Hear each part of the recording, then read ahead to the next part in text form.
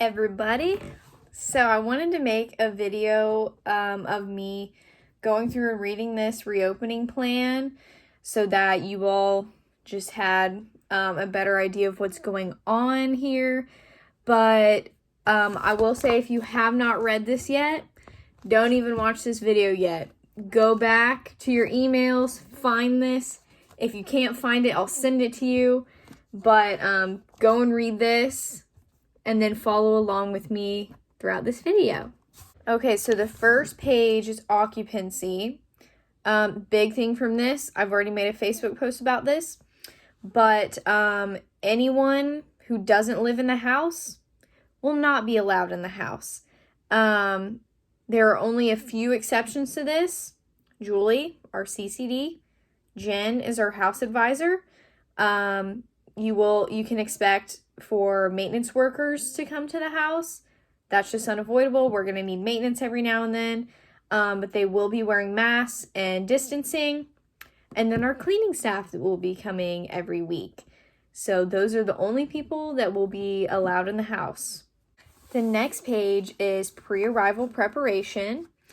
So basically, Nationals has ordered us a bunch of supplies to have at the house because of the situation.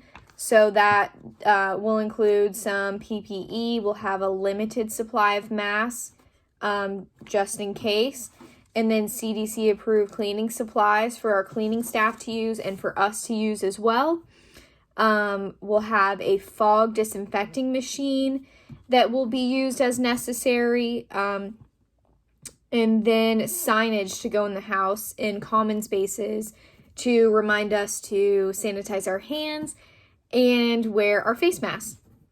The house will be deep cleaned before move-in, and your rooms will be closed off from that point until you move in. So you will have been the only person in your room since it had been cleaned. And then we'll also be using that fog machine to disinfect the house as well.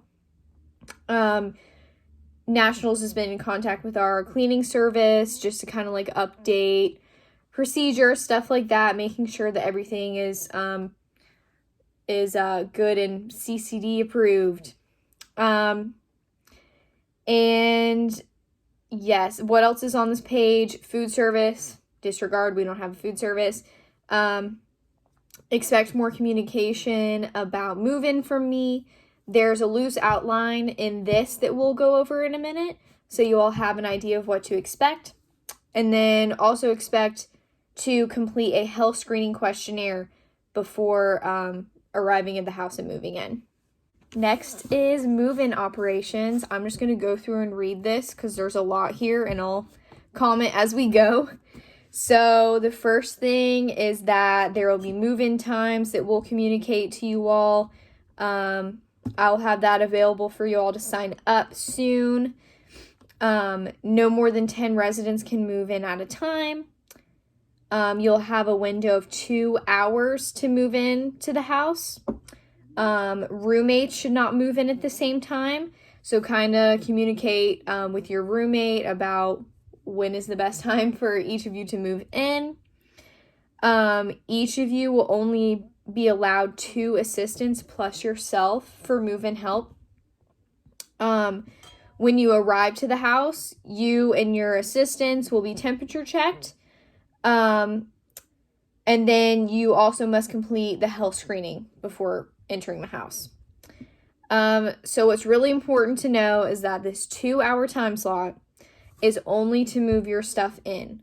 This isn't a time to decorate. This isn't a time to get set up. It's simply just to move your things into your room. So what this is kind of going to look like is that you're going to have your slot, your time slot, and then you can return to the house, just you, not your assistants, and at the end of the move-in day. So after the last time slot is over is when you can come back and then settle in, get things set up, and we can stay at the house that night. And then we're expecting you and your helpers to sanitize your hands, wear a mask, and avoid common space use so your family or your helpers can't hang out in the living room. Yes. And then it's BYOM, bring your own mask, please. And then we'll have like a specific flow of traffic. I'll just go ahead and explain that now because I feel like the written instructions are going to be kind of confusing.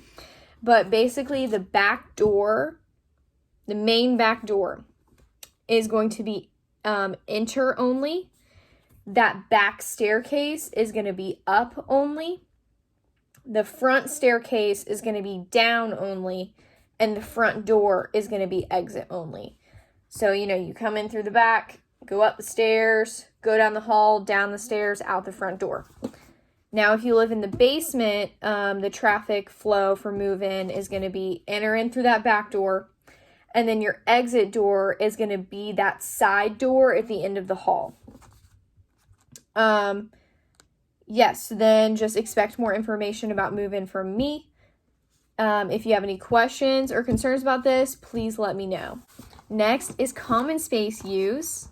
So like I said a minute ago, all common space areas are going to have signs reminding us to sanitize our hands and wear our face masks. We should all really try to limit our time spent in common spaces just to minimize the risk of exposure to one another. And there will be sanitizing stations around the house for us to be able to use. In the common spaces, there should never be more than 10 of us at a time. It's really rare for that to happen anyways, so just be keeping that in mind. And then, yes, so wearing the mask. We are going to be doing this whenever we're not in our rooms or using the bathroom. So if you're going to be around anybody else, you need to have your mask on. And I will say, your mask must cover your nose and your mouth. So cleaning and disinfecting is next. And I basically said a lot of this already. Our cleaning service will be using the CDC approved cleaning supplies.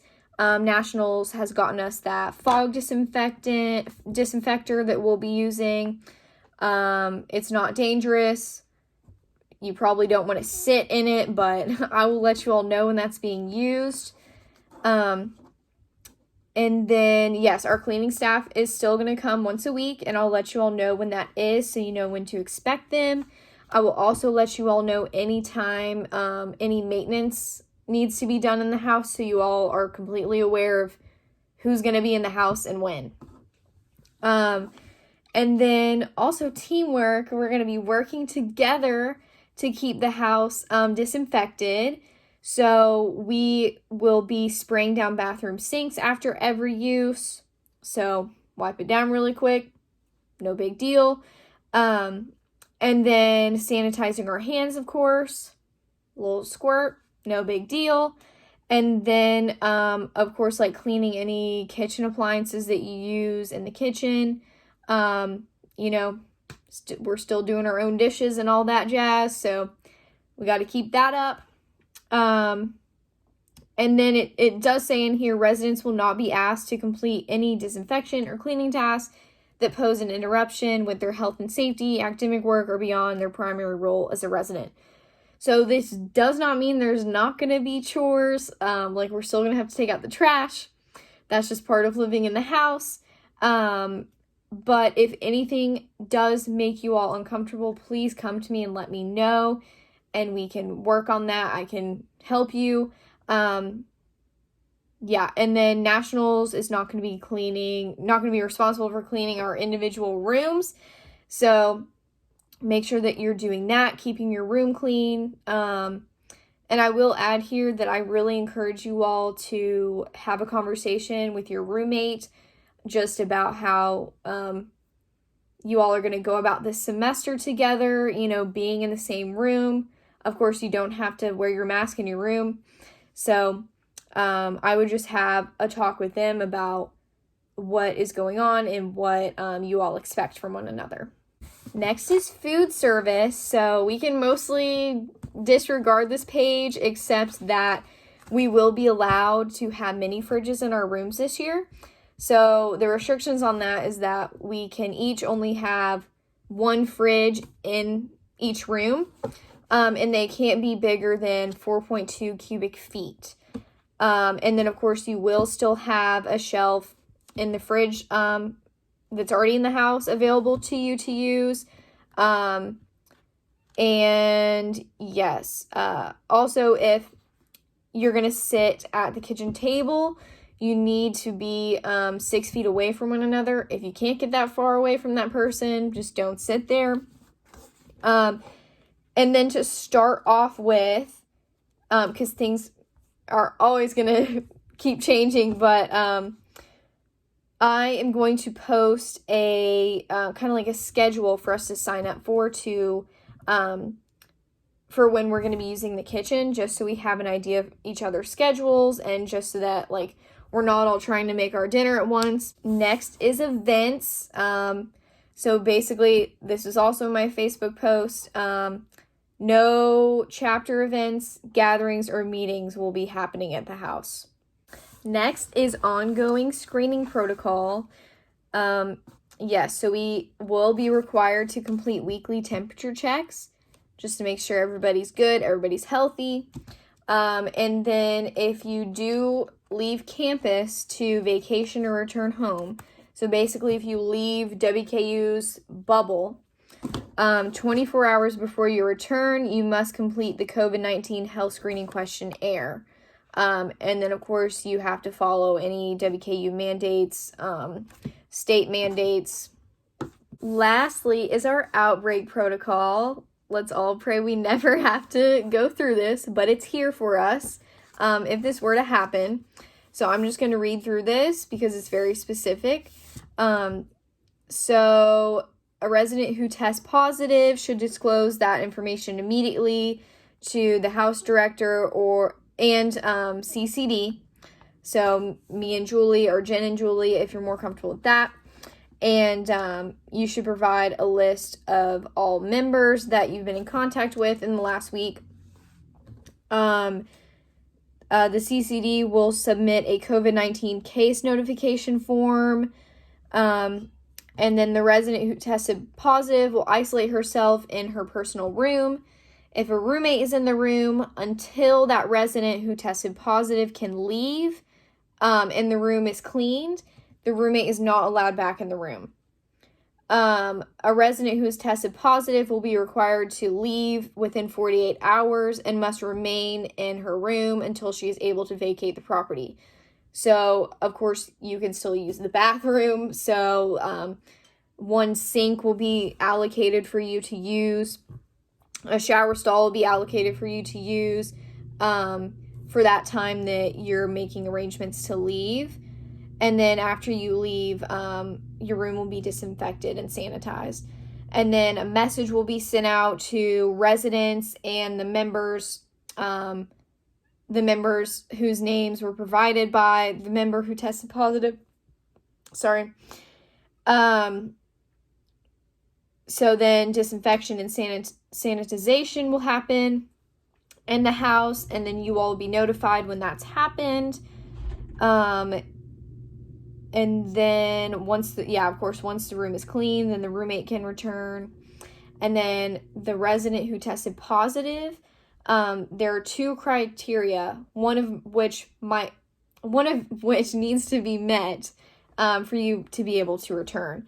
So the first is the non-testing option, which is at least 3 days have passed since recovery, defined as resolution of fever without the use of fever-reducing medications, and improvement in respiratory symptoms like cough and shortness of breath, and at least 10 days have passed since symptoms first appeared.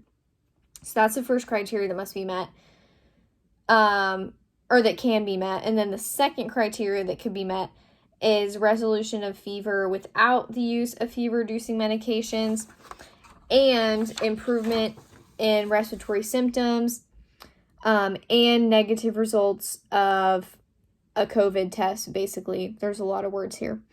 From at least 2 consecutive respiratory specimens collected more than 24 hours apart.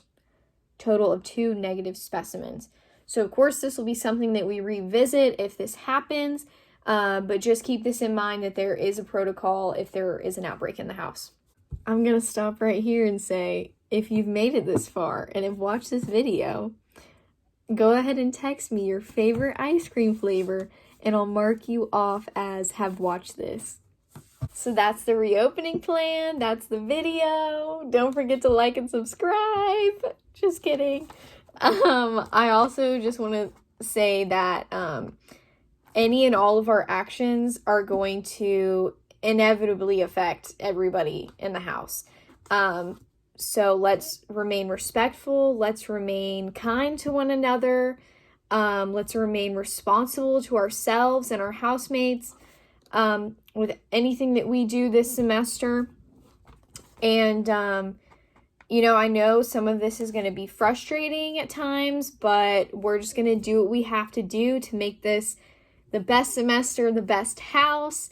It's still going to be so fun, you guys. I'm still so excited to move in, and I hope that you all are too. And yes. Could you tell that I lost my train of thought there? I also want to say that I'm here for you all. My number one priority is going to be your health, your safety, and your comfort. If anything or anyone is making you feel uncomfortable or unsafe, please come to me and let me know, and we will do something about it. I'm here for you all, and I'm always a resource to you for anything that's going on. So please know that. Please remember that. And I love you guys, and I can't wait to see you.